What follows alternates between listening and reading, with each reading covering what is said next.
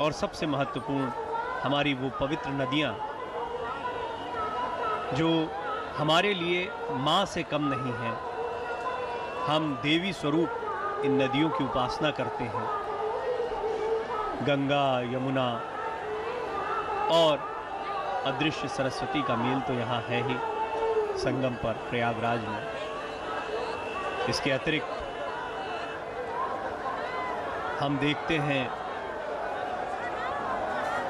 शिप्रा, गोदावरी और अन्य जगहों पर भी जहाँ जो नदियाँ हैं वो पूजित हैं। नदियों के किनारे सभ्यता का विकास हुआ। नदियों के किनारे मानव जाति और सामाजिक व्यवस्था के विकास ने आध्यात्मिक चिंतन की दिशा में हमें अग्रसर किया। और आज मानव समाज को आप जिस स्थिति में देखते हैं और मानव समाज जिन उपलब्धियों की तरफ बढ़ रहा है, उसमें दर्शन की ये दिशा बहुत महत्व की है। दरअसल दर्शन और विज्ञान एक ही सिक्के के दो पहलू हैं और दुनिया में दर्शन से ही विज्ञान का प्रादुर्भाव हुआ। यही वजह है कि भारतीय पुरातन दर्शन या भारत की कई पुरानी परंपराओं के विषय में जब आप चर्चा सुनते हैं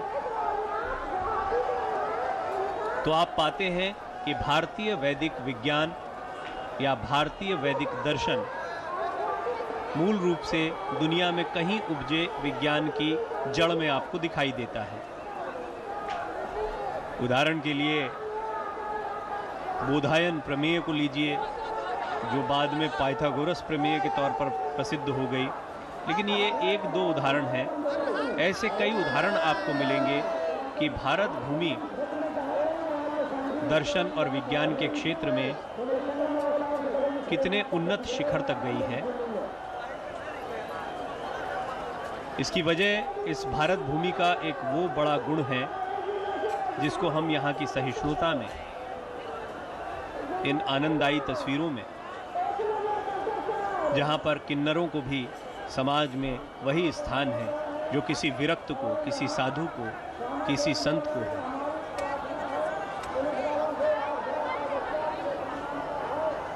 और आज भक्तों का ये जो बहुत बड़ा जनसैलाब, ये समंदर आप देखते हैं, ये समंदर बहुत स्पष्ट तौर पर आपको दिखाता है कि किस तरह भारत भूमि पर इन संतों के लिए, अध्यात्म की तरफ अग्रसर लोगों के लिए, इन सांसारिक लोगों में भी वही भक्तिभाव है। हर एक में एक साधु है, हर एक में एक संत है।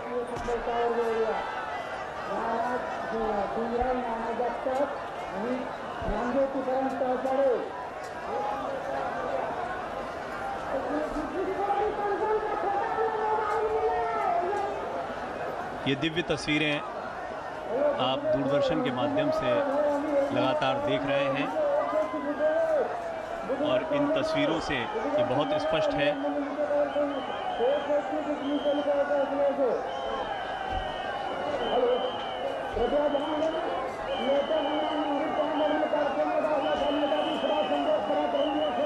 इन तस्वीरों से आप अंदाज़ा लगा सकते हैं कि श्रद्धालुओं में कितना उत्साह, कितना आनंद इस समय भरा हुआ है।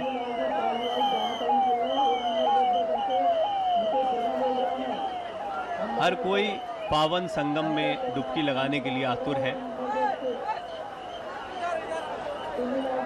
इस कमेंट्री के बीच में हम जब भी इस क्षेत्र में जाते हैं तो अंदाज़ा होता है कि यहाँ व्यवस्था बनाए रखने के लिए भी लगातार प्रशासन प्रयासरत रहता है। लोगों से लगातार अनुरोध किया जा रहा है कि वो अन्य लोग जो इस समय कतार में हैं और डुबकी लगाना चाहते हैं, स्थान बनाएं ताकि सभी लोग इस पुण्य का लाभ ले पाएं।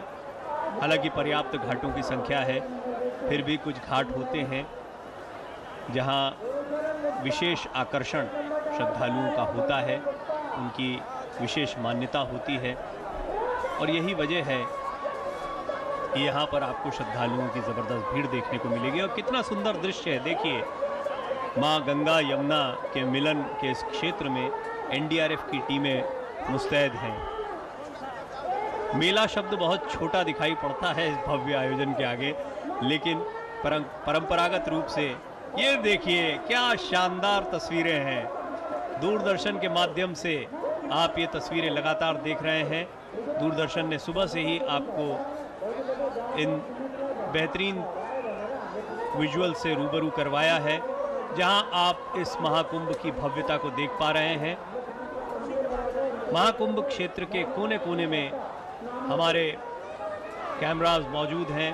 दूरदर्शन की टीम के सभी साथियों ने मुस्तैदी के साथ रात दिन एक करके इन तैयारियों के लिए काफ़ी समय दिया, और मैं इस बात का साक्षी हूँ। मैंने देखा किस तरीके से टीम के मेंबर्स लगातार कई रातों तक जागकर आप तक ये तस्वीरें पहुंचाते रहे।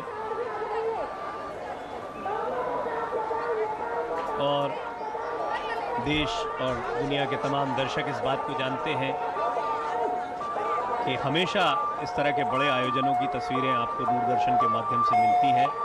आज महाकुंभ का जो आनंद आप देख रहे हैं वो भी यहाँ दूरदर्शन के जरिए आप तक पहुँचाया जा रहा है। हर एक दृश्य, हर एक पल अमर होता जा रहा है। डिजिटल मीडिया का युग है, एआई का इस्तेमाल खूब जमकर आज महाकुंभ में भी देखने को मिलता है। यहाँ नेविगेशन की बात हो, एक जगह से दूसरी जगह पर जाने की बात हो। आम लोग पर स्थानीय लोग, आमतौर पर स्थानीय लोग भी जब यहाँ मेले जैसे किसी समय पर आते हैं तो रास्ते ढूंढना उनके लिए भी संभव नहीं होता है।